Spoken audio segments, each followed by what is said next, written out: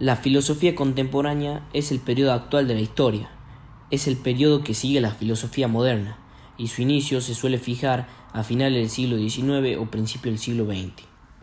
Es difícil de sintetizar, ya que está muy próximo a nosotros y se sigue construyendo. Algunos fenómenos de la filosofía contemporánea son el desarrollo científico y los avances tecnológicos, que nos hacen estar en un lugar muy privilegiado. Los principios, los valores, que parecían estar ya establecidos, ya no confiamos en ellos como antes.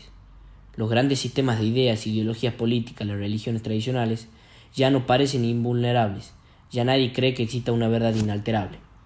Algunos autores han entendido que la negación de los valores, el relativista y el individualismo son características que dan forma a una época distinta a la modernidad y dominan la posmodernidad. Otros autores consideran que estos caracteres no son más que un desarrollo natural. Entre los filósofos contemporáneos, algunos han puesto el rumbo a las cuestiones éticas y políticas en los tiempos que vienen. Otros han reflexionado acerca del lugar al que ha quedado reducida la libertad humana y la responsabilidad política y social. Otros se ocupan de la influencia de la información y la tecnología de la vida. Otros centran su reflexión en juegos de poder entre una sociedad y otras. No es sencillo señalar cuáles han sido los filósofos más importantes y los aportes más decisivos. En una gran medida, eso lo dirá el tiempo, cuando se manifieste cuáles han perdurado y cuáles han dejado una huella. Sin embargo, podemos señalar algunas corrientes que estudian con énfasis en las facultades de la filosofía.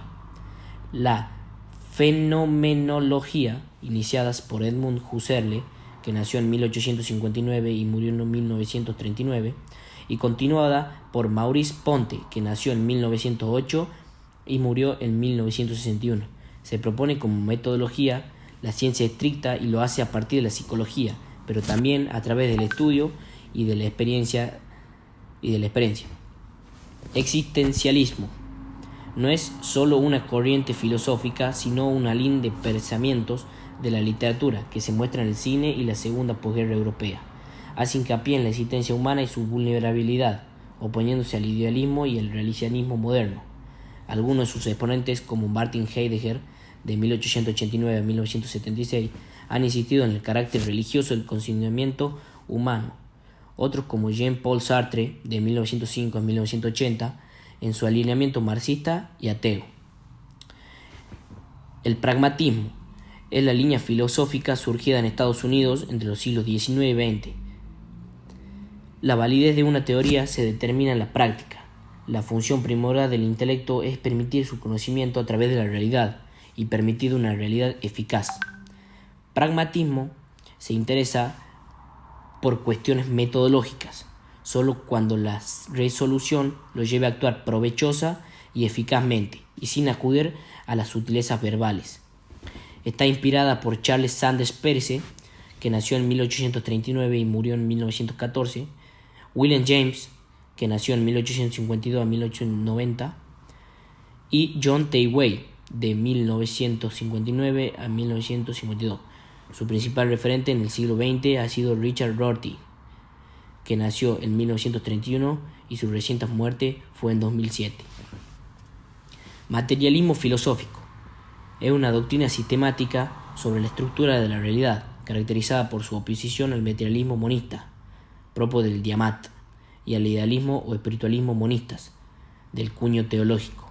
El materialismo filosófico es el pluralismo del signo racionalista, que postula, sin embargo, la unicidad del mundo en cuanto al desarrollo de una materia ontológica general que se reduce al mundo empírico. El materialismo filosófico niega contra el monismo continuista y, de acuerdo con el principio de Simplocke, que todo tenga influencia en todo, y niega contra el atomismo pluralista, que nada tenga influencia en nada. El materialismo filosófico, además, no solo tiene en común con el materialismo tradicional la negación del espiritualismo, es decir, la negación de la existencia de sustancias espirituales. Es cierto que cuando estas sustancias espirituales se definen como no materialistas, poco avanzamos en la definición del materialismo, puesto que no hacemos otra cosa sino que postular la realidad de unas sustancias no materiales, pero sin definirlas previamente, Y sí, en lugar de definir las sustancias espirituales como sustancias inmateriales, se definen como incorpóreas. Estamos presuponiendo que el materialismo es un corporeísmo, tesis que rechaza el plano del materialismo filosófico, en tanto admite la realidad de seres materiales pero incorpóreos. La distancia entre dos cuerpos es sin duda una relación real, tan real como los cuerpos entre los que se establece, pero no es corpórea, ni tampoco mental. Por ello, el materialismo filosófico ve necesario romper el círculo vicioso y sustancia material que es la no espiritual. Acudir a una tercera idea, a saber, la idea de la vida, definiendo la sustancia espiritual como sustancia viviente incorpórea. El materialismo general podría definirse como la negación de la existencia y posibilidad de sustancias vivientes incorpóreas. ¿Cómo puede ser el hombre feliz en el mundo? ¿Tenemos las personas libre albedrío para actuar? ¿Cuál es el causante de la enorme diferencia socioeconómica en el mundo? ¿Existe una ética universal? ¿Qué es lo real? ¿Existe la justicia?